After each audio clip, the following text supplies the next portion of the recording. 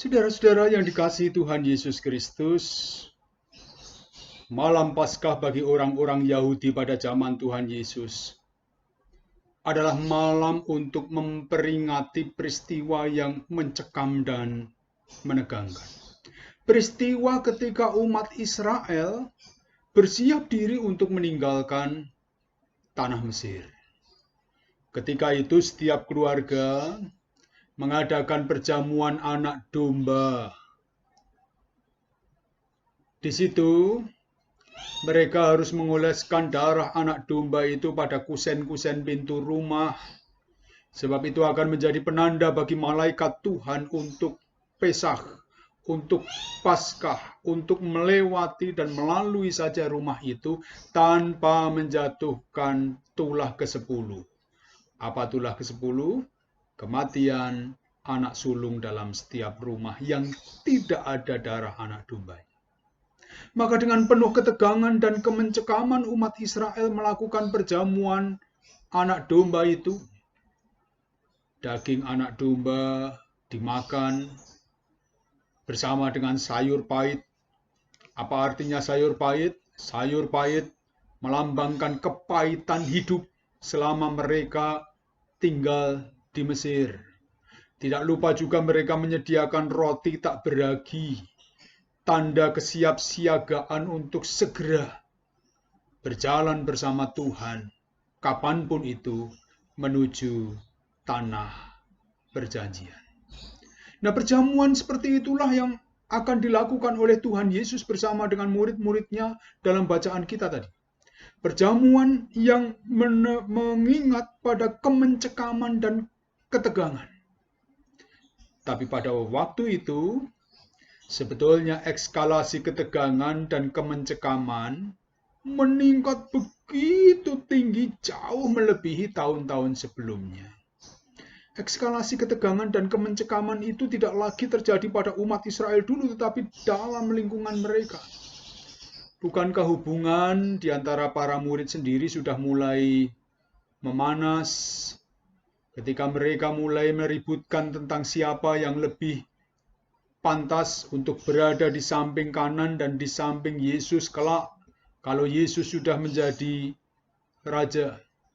Bukankah kelantangan Petrus yang pernah berujar, "Aku akan memberikan nyawaku bagimu" di hadapan Yesus, adalah sebuah upaya untuk mencari muka pada gurunya supaya kemudian ia menjadi murid yang utama.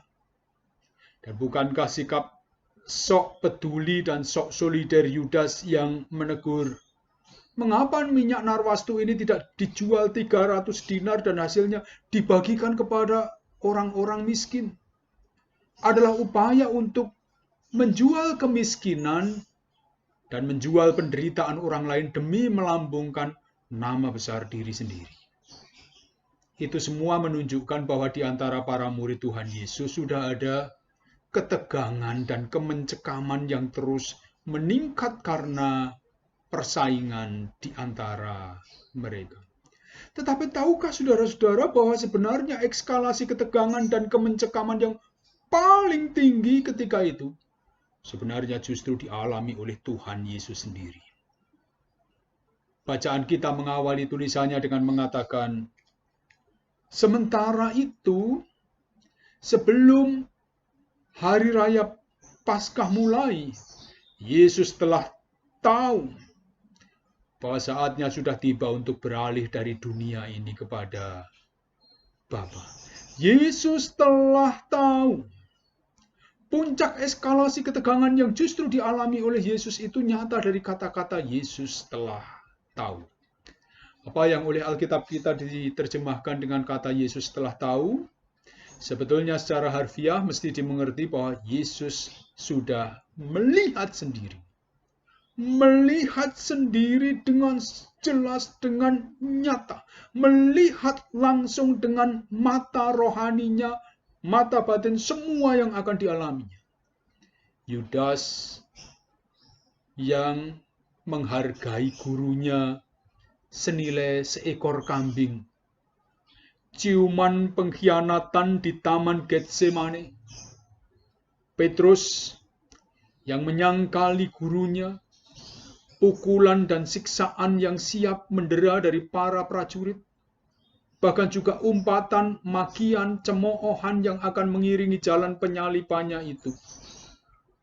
Itu semua, kata Injil Yohanes, Yesus telah tahu. Benar-benar tahu.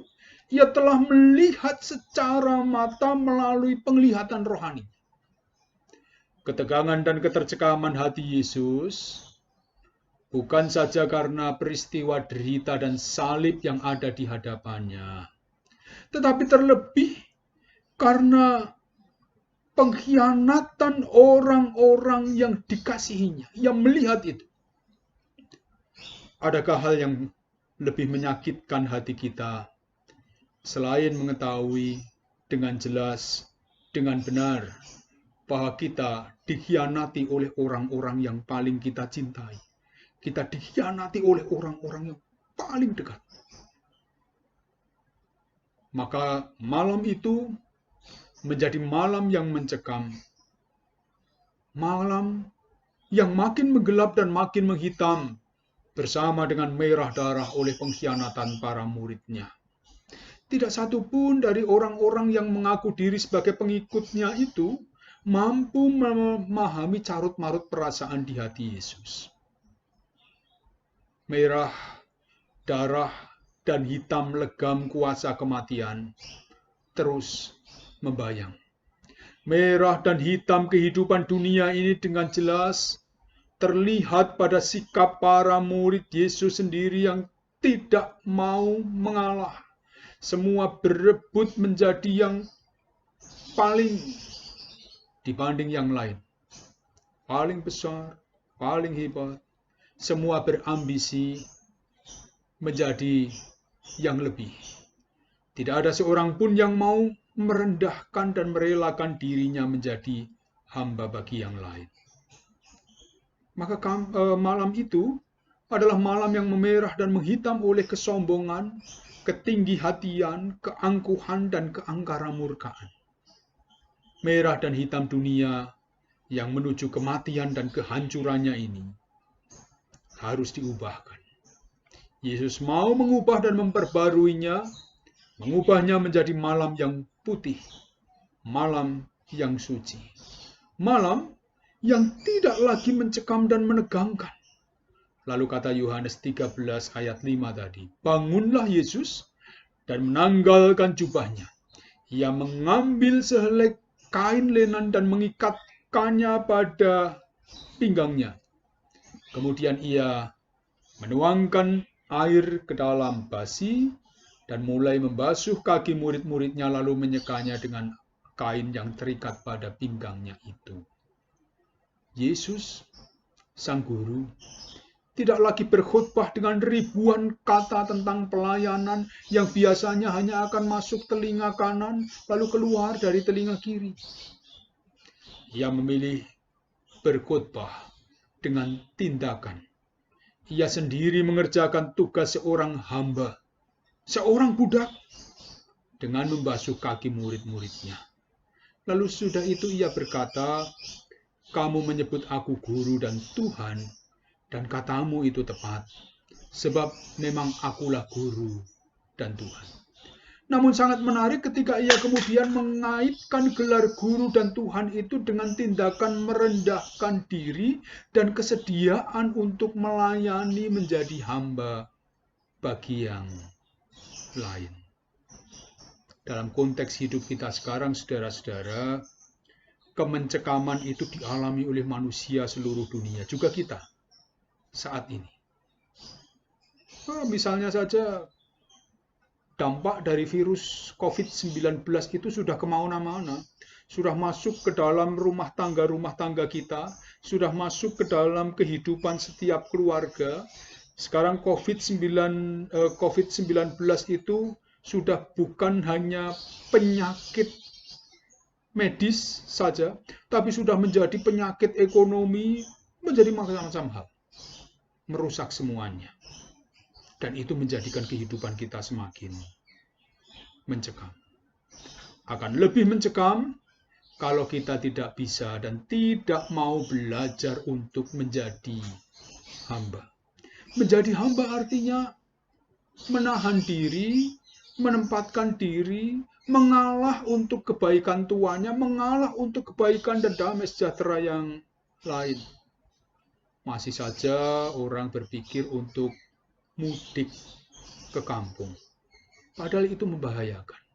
Masih saja orang berpikir untuk bermain-main di luar, padahal negara kita sudah menyepakati waktu ini adalah pembatasan fisik dan pembatasan sosial berskala besar. Setiap orang di rumah saja, bekerja di rumah, berdoa di rumah, belajar di rumah untuk kepentingan bersama. Kita perlu memiliki sikap seorang hamba yang mau menanggalkan semua keinginan kita, menanggalkan semua ambisi kita, menanggalkan semua kepentingan kita apapun itu, lalu mau mengalah demi kepentingan semua orang, demi kesejahteraan seluruh dunia. Saya kira itu hal yang paling dekat, yang paling mudah yang bisa kita lakukan dalam hidup penghambaan kita pada Allah, yaitu mendatangkan damai sejahtera dunia dengan cara menahan diri untuk tidak terlibat dalam keinginan-keinginan, ambisi-ambisi pribadi. Kiranya kita dimampukan untuk menjadi hamba yang benar, sebagaimana Yesus mendatangkan damai sejahtera dengan pengorbanannya.